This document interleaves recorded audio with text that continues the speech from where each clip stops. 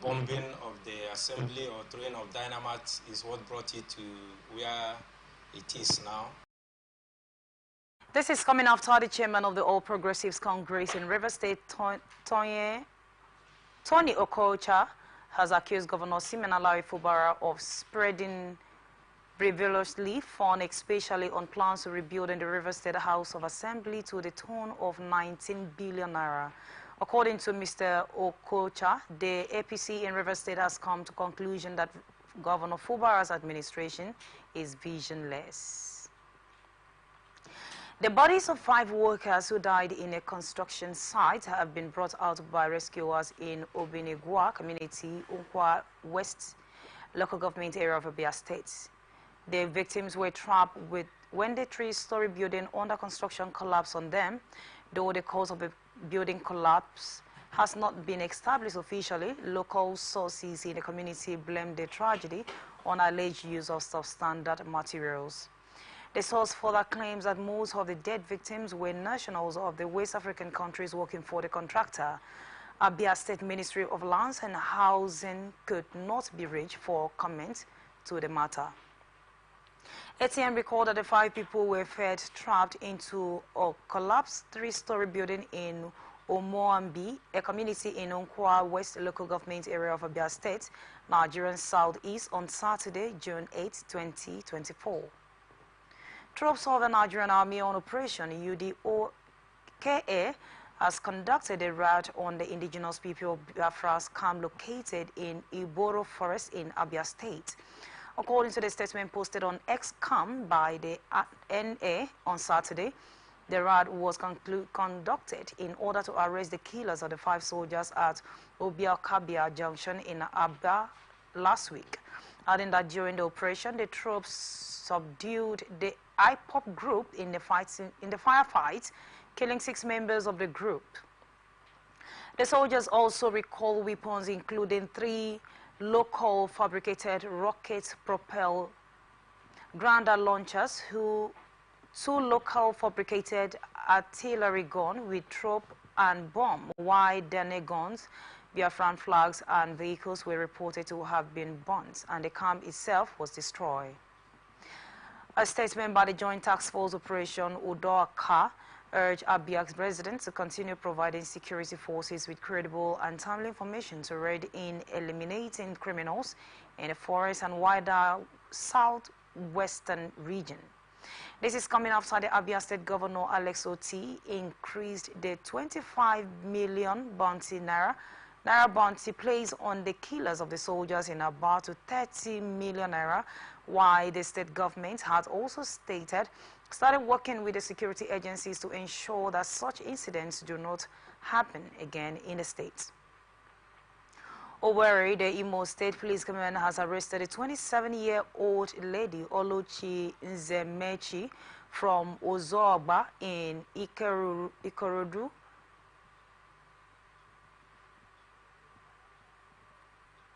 in Ikeduru Council areas of Imo State, for stabbing to date her partner, Kelechi Nzemechi, over alleged failure to give her a quote of alleged internet fraud process to the tune of 250 million rupees.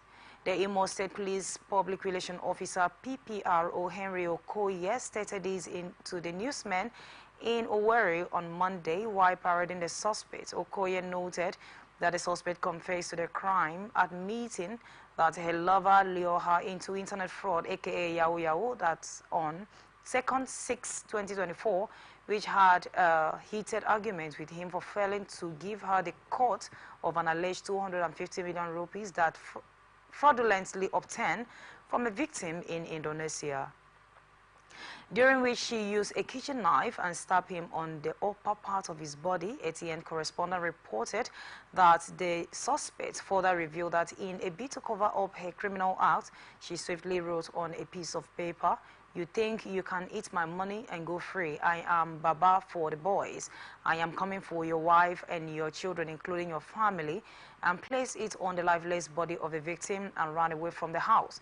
She also noted she had stated she had been living with the victim since 2019 and has a child for him. Okoye further stated that effort is intensifying to recover the alleged 250 million Indonesian rupee for the possible return to the owner. The suspect is currently undergoing an investigation at the State Criminal Investigation Department and will certainly be arraigned in court. Lagos State Police Command says it is networking permanent contract members to the divisional police officers across the divisions and area commands in the state. A statement released by the Command Public Relations Officer Benjamin Onduhin on his X-handle account said the proposal of assigning permanent phone numbers to DPO's offices to ensure seamless communication between citizens and law enforcement officers at all times. Adding that the initiatives will also grant direct access to current DPOs across police stations in a bid to prevent communication barriers when the officers are redeployed. The State Commissioner of Police Adekoke Fayode commended the leadership of the Police Community Relations Committee for providing the desktop phone for the use of a newly introduced phones line, while adding that the gesture will go a long way in consolidating the commitments of the command in engaging and communities and creating a safer environment for everyone in the state. So, Minister of Solid Mineral Development Dele Alake has reaffirmed the federal government's commitment to enforcing insurance policy for 9 workers in the country.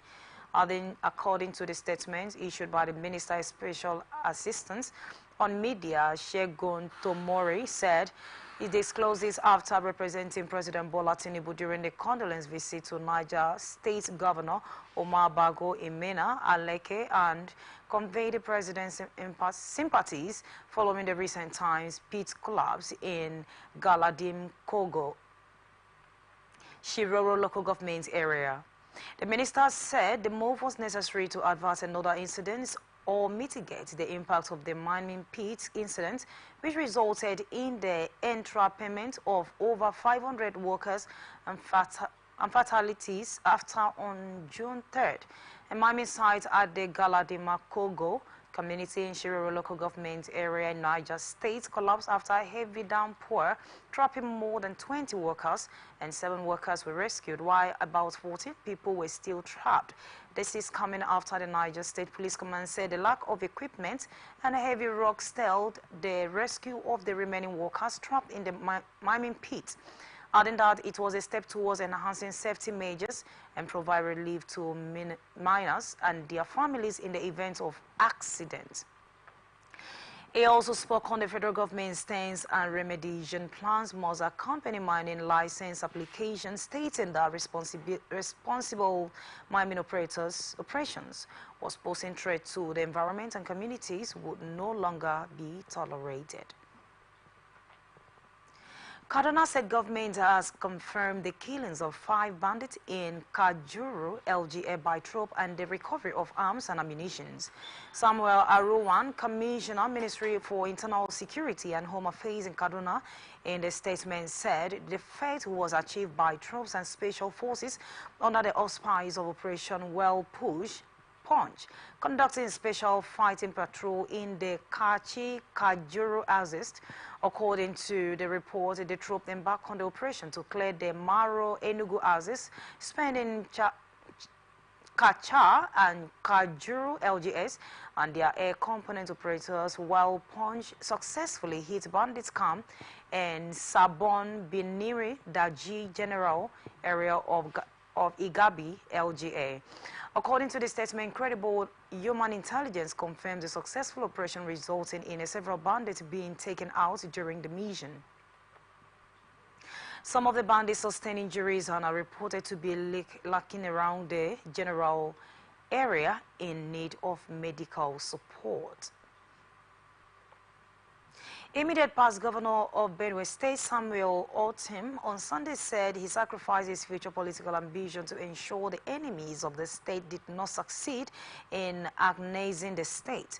The former governor, who spoke through his media aide, Teve Akase, in a statement in Makurdi, the state capital, also said that some financial assistance meant for the state was denied during his tenure, adding that he lost his senatorial election and bid to install a successful successor in the 2023 general elections.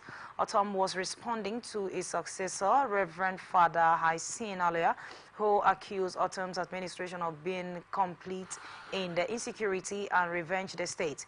They boasted that he was the first governor in Benue to tackle the menace of herdsmen with the enactment of an anti-open grazing law, and no time during his tenure that the youth in the state engaged in wrestling of cows or kill their people. Atoms also said all the financial intervention denied him during his tenure had been released to the present administration and asked his successor to give an account of how it expanded the fund. You are watching the transition on Atlantic Television Network. Return after the short break. From the line across the ocean to the land beyond the mountains, through the Sahara, we bring all sport news, live analysis, expert discussions on trending stories in politics, business, socio-economy, sports, and documentaries. So catch all the updates on the happenings around the globe. Stay focused on the fact today, only on ATN.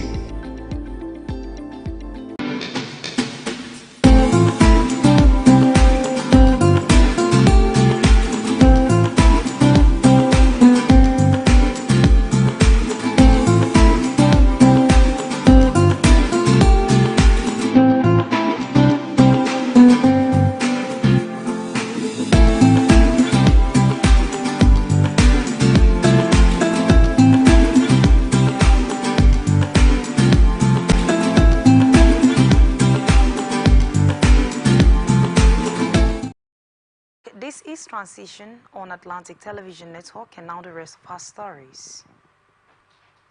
Federal government has released a series of events to mark this year's Democracy Day. The details were unveiled in a notice issued by Abdullahi Khan Adokeye on behalf of the Director of Information and Public Relations in the Office of the Secretary to the Government of the Federation on Sunday.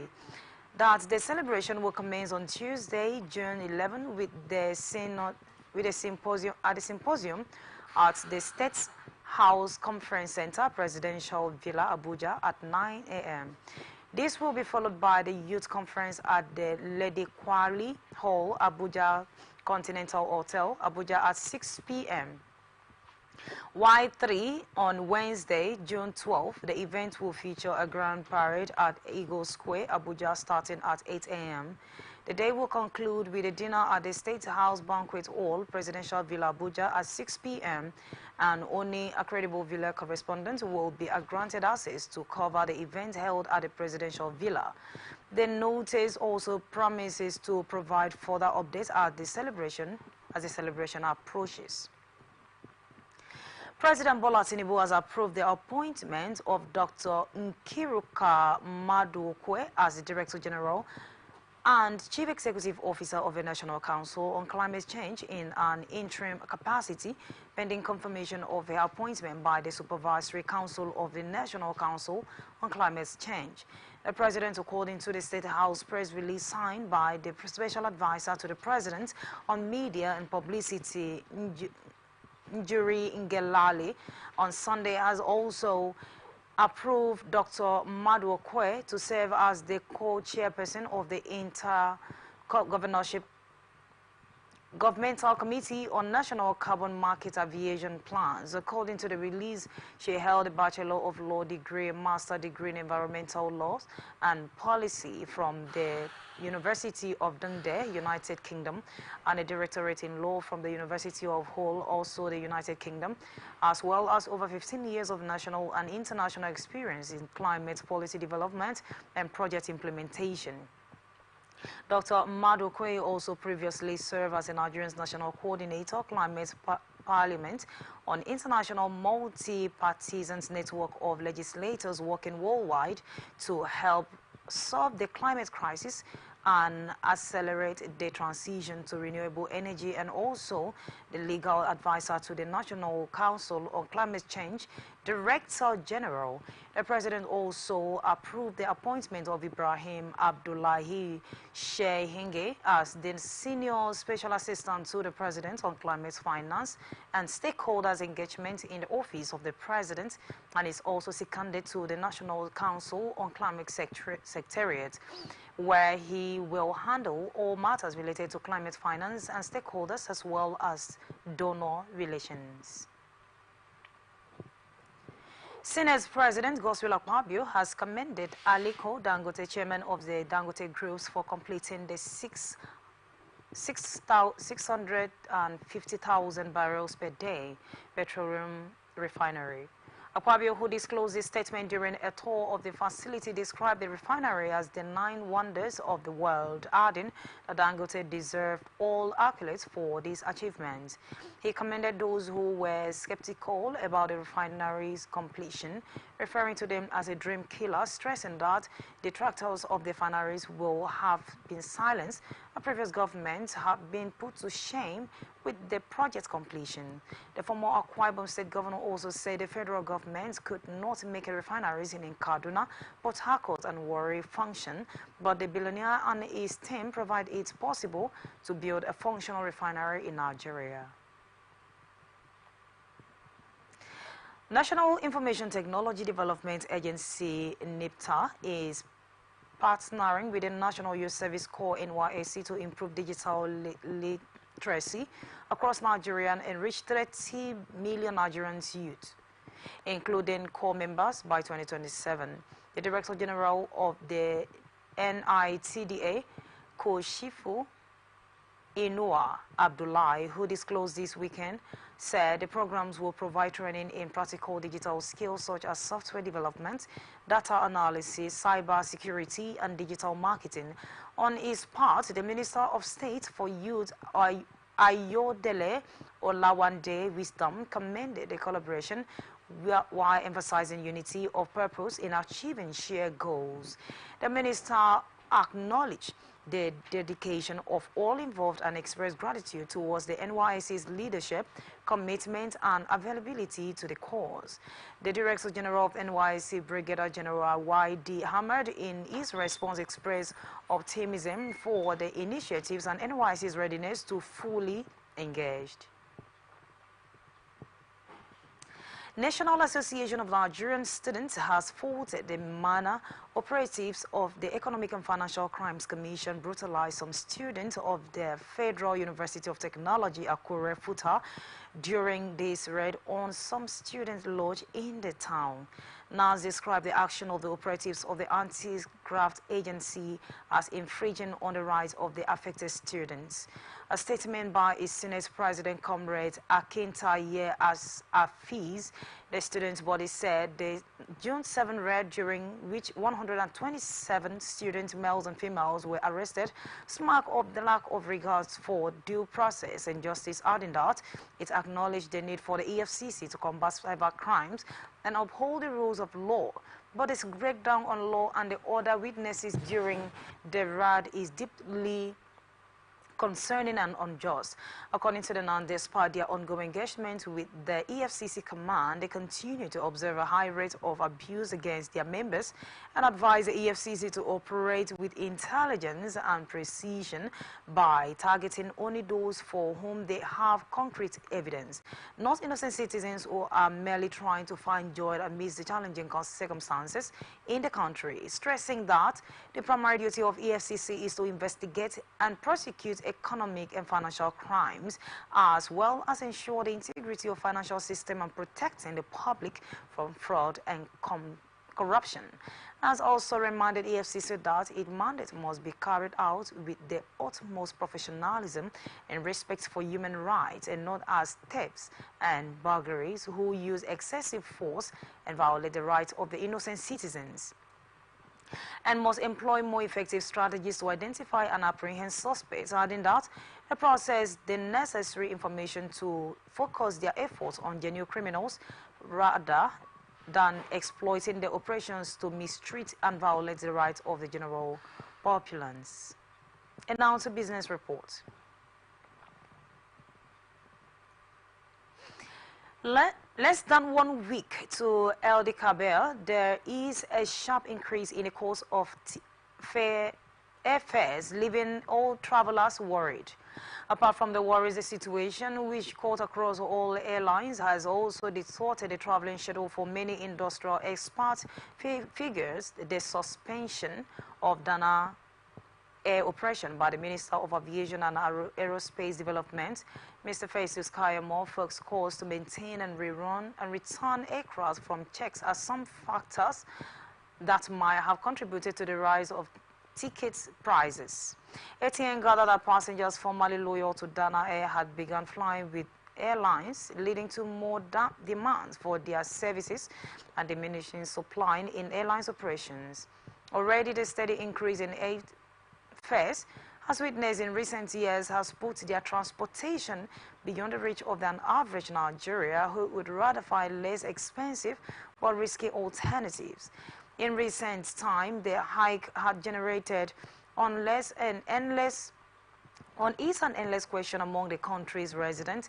In fact, stakeholders has been on the edge over the failure to find a permanent solution to the development. Checked by ATN revealed that for APs, outbound and inbound one-way tickets from Lagos to Abuja, which sold for between 58,800 and 238,200, now range from 105,000 to 238,200. Similarly, a ticket from Lagos to Asaba in the economy flexible category costs 150,000 naira and 228,300 for the business domestic category. For those who intend to travel from Lagos to Kano between June 11 and June 25 via the airline, an economy flexible outbound one-way ticket goes for at least 100,300 naira, while a business domestic outbound ticket can go up to 190,600 naira. The return journey from Kano to Lagos in the economy flexible category now costs travelers at least not less than 100,300 naira from Lagos to Warri. During the same period, an economy flexible outbound one-way ticket costs between 105,100 naira and 114,500 naira, while the economy flexible inbound tickets range between 190,700 naira to 238,300 naira.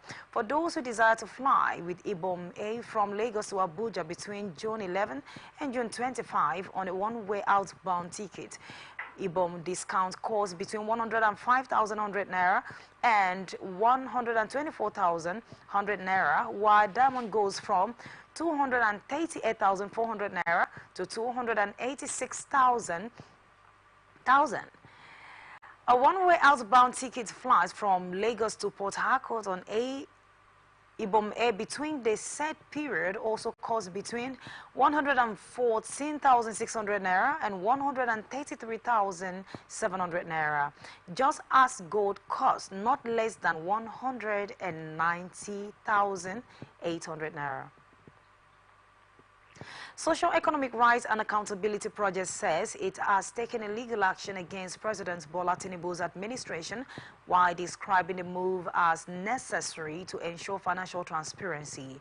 The lawsuit demands the publication of a detailed spending report and agreement related to the loans requirements by the administration of former President Olusegun Obasanjo, Yar'Adua, and Goodluck Jonathan, Muhammadu Buhari.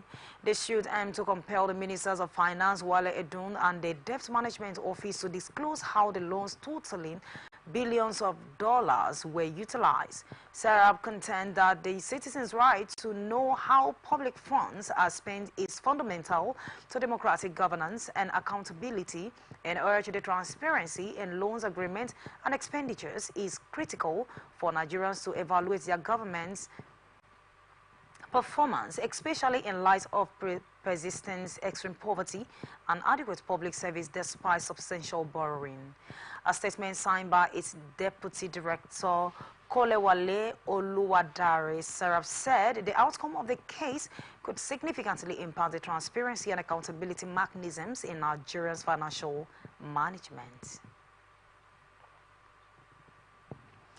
International Monetary Fund says Nigeria's gross domestic product per capita is expected to reach 1,120.67 kobo dollar by 2029.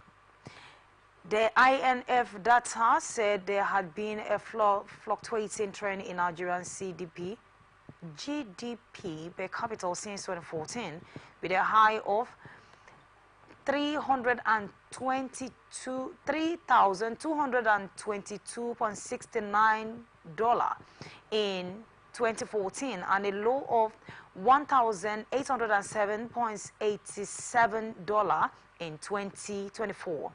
GDP per capita is a widely used indicator of a country's standard of living and economic well-being, and the economic GDP per capita has been fluctuating over the years, reflecting its economic challenges and growth prospects.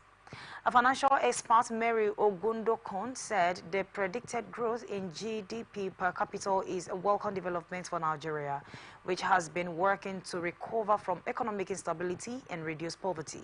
According to Ogundokon, the IMF's prediction of the steady increase in GDP per capita from 2022 to 2029 is a positive sign for the economic future, while Nigeria, Africa's largest economy, has faced significant economic challenges in recent years, including a decline in oil prices, currency fluctuations, and the recession in 2020. Federal government says it has issued 95 licenses, permits, and registration certificate for the generation of 989.42 megawatts of electricity in 2023 as part of the measures to shore up Nigeria's power production. An analysis of the latest industry figures seen in Abuja shows that the power generation licenses, permits, and certificates were issued to investors by the Nigerian Electricity Regulatory Commission, an agency of the federal government, while Nigerians generated between 4,000 and 5,000 megawatts of electricity, with the target of hitting 6,000 megawatts by December this year. It was observed that in the first quarter of 2023, NERC issues 12 licenses and permits and provided 4 mini-grid registration for the production of 723 megawatts of electricity, and it issued 13 permits in the second quarter of the generation of 20.06 megawatts of power. The minister also said the government will not only increase generation capacity, but will also provide the efficiency and reliability of power supply. Adela Bush said the government was working through the presidential power initiatives on expanding and transmission grid to ensuring it will handle the increased load from new electricity generation sources. You are watching Transition on Atlantic Television Network. Still ahead, international tidbits. Military says 7 Palestinian soldiers were killed when their vehicles was bombed in the northwest region bordering Afghanistan. A statement said the 6 enlisted men and 1 officer were killed by the improvised explosion device in Laki Mawat district of Khyber Pakhtunkhwa province. A senior police officer stationed in Laki Mawat said the explosion completely destroyed the vehicles, while the mountaineers Sabah Pakhtunkhwa has long been a type of Islamic militant group, including the Palestinian Taliban and the local chapter of the Islamic State group. Islamabad accused Kabul's news rules of falling to root out militants shattering on Afghan soil as they prepare to stage attack on Palestine, while the Taliban government has reportedly denied the allegation that it will not allow Afghanistan territory to host foreign militants. However, analysts says the TTP shared a common lineage and ideology with the Afghan Taliban, And in January 2023, the TTP was linked to a mosque suicide bombing in the Khyber Pakhtunkhwa province capital of the Peshawar, which killed more than 80 police officers, while in September, Palestine said 4 troops were killed during the cross-border raid by the hundreds of TTP fighters in Chitral, an area popular with domestic terrorists. India's Prime Minister Narendra Modi was sworn in today, Sunday, for third term after worse than expected election results had left him reliant on the coalition partners to govern.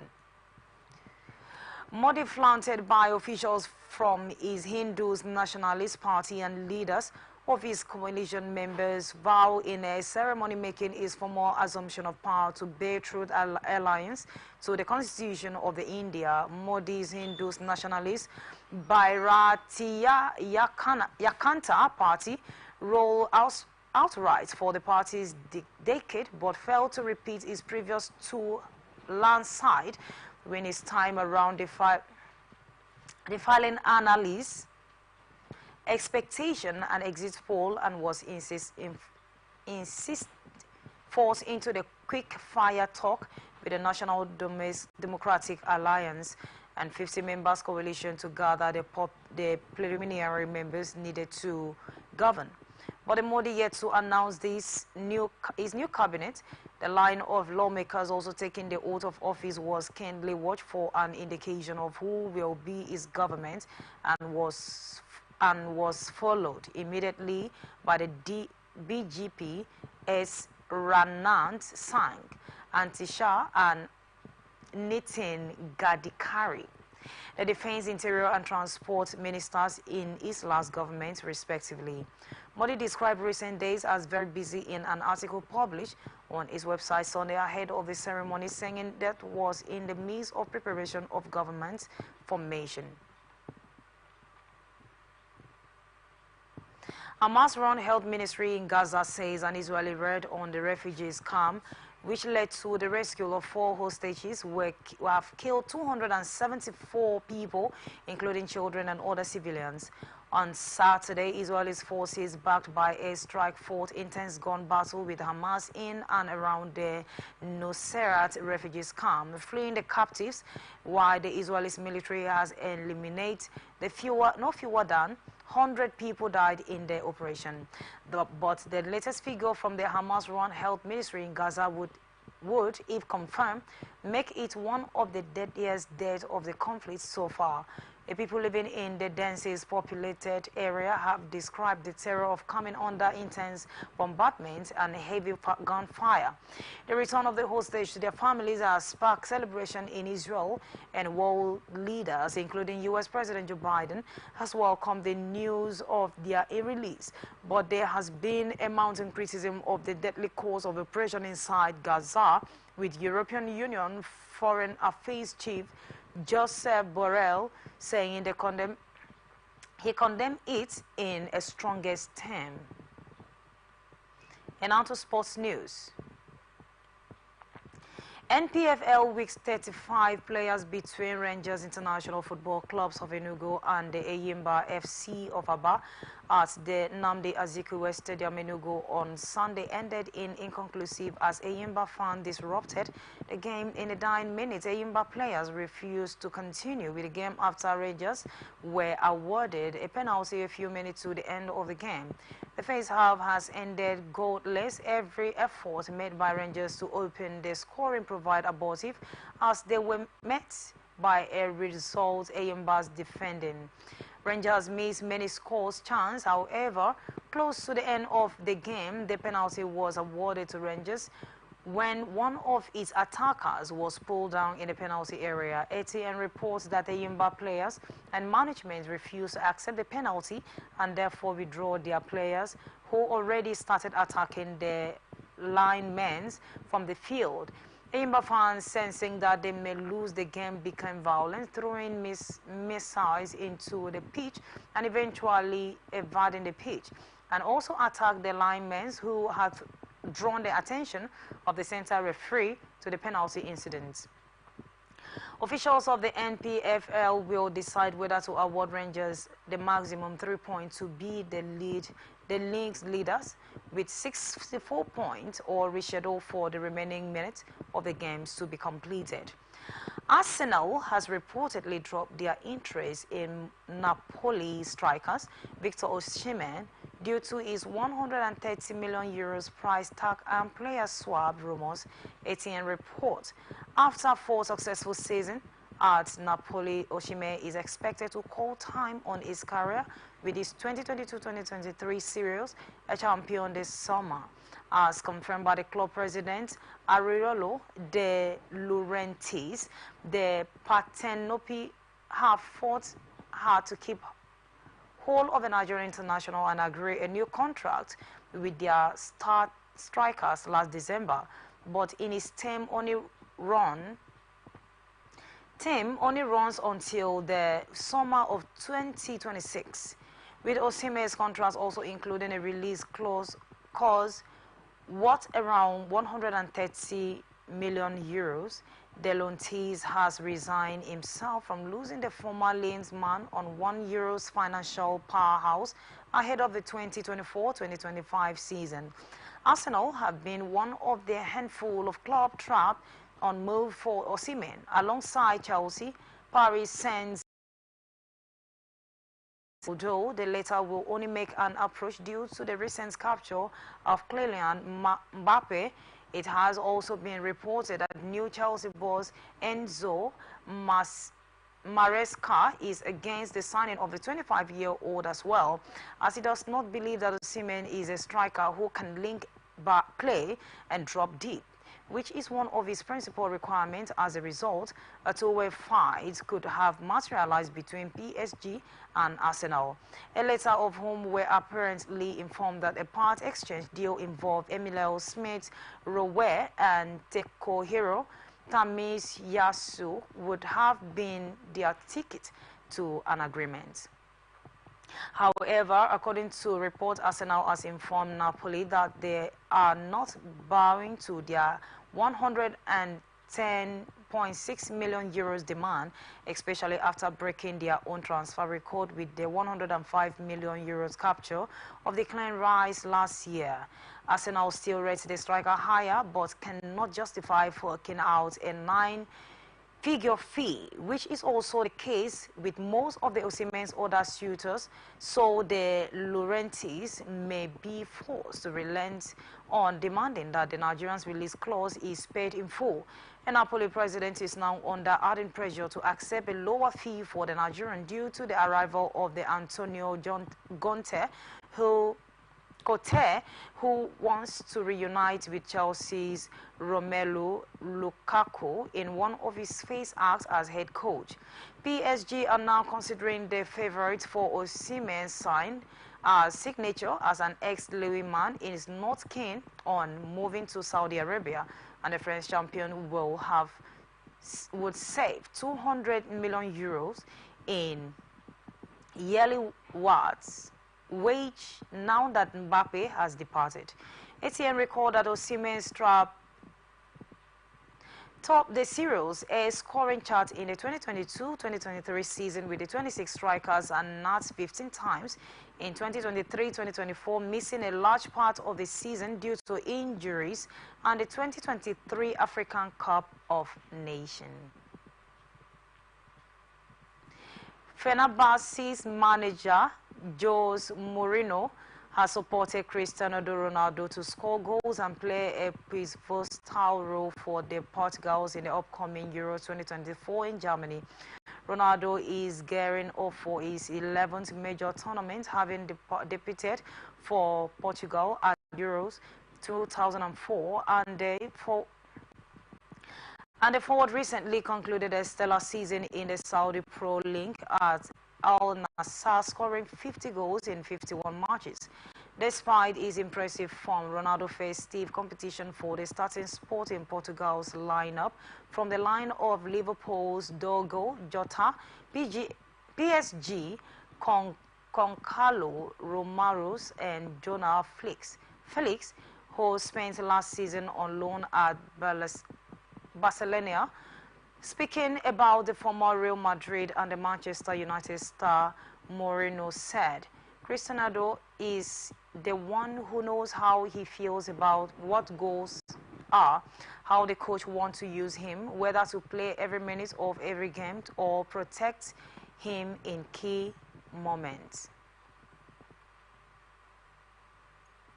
And next, entertainment news. Nigerian singer Alexander Adelabu, popularly known as Magic, has opened up about the challenges he faces as a celebrity. In a media chat, the signing disclosed that his busy schedule as a keeping public expectation put him under pressure.